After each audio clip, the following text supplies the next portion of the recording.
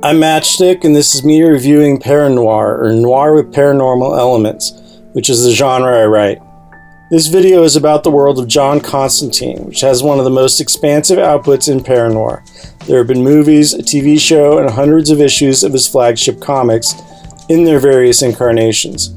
Constantine, or Constantine if you're British, is an example of a classic literary archetype known as a picaro, a sometimes low-life, sometimes criminal figure that lives by his own rules and survives only on his wits against much bigger forces. However, the bigger forces in this case come largely from the Bible and Christian lore, mainly in the form of demons.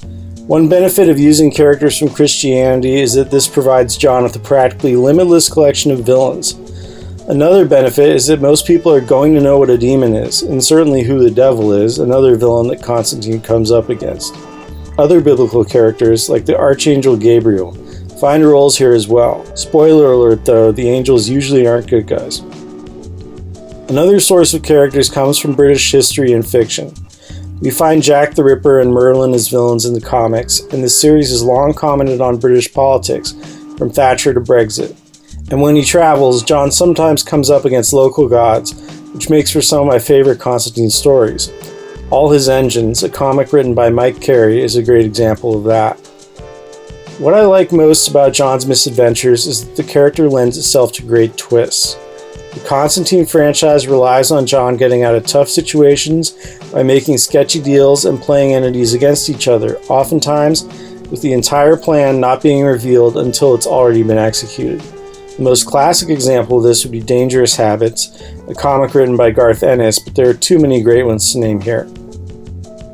The guy is also not afraid to sacrifice his supporting characters, which is a running theme of the series. Not only that he gets his friends killed, but that he feels guilty about it. A common scene has John surrounded by ghosts of people he's screwed over.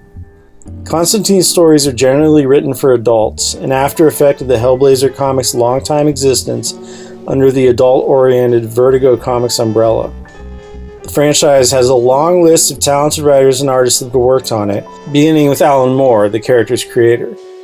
Although some Constantine media just isn't good, the average quality is pretty high, especially considering the character is part of the DC Comics universe.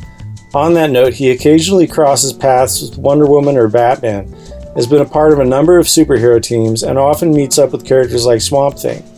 However, in my opinion, he's at his best as a solo protagonist in a tale. John Constantine as a character has almost limitless potential, but the character does seem to suffer when he's not written by writers from the UK itself, which kind of cuts down on his potential creative pool. I doubt I'll ever write him, but can someone please take this guy to New Orleans? Like really, that just makes sense. I'll put a link to some of my favorite stories of John's in the description, but feel free to list your own in the comments. And if you somehow hadn't heard of John Constantine before now, and you think you might like the guy, dive in. He's a nasty piece of work. Ask anybody.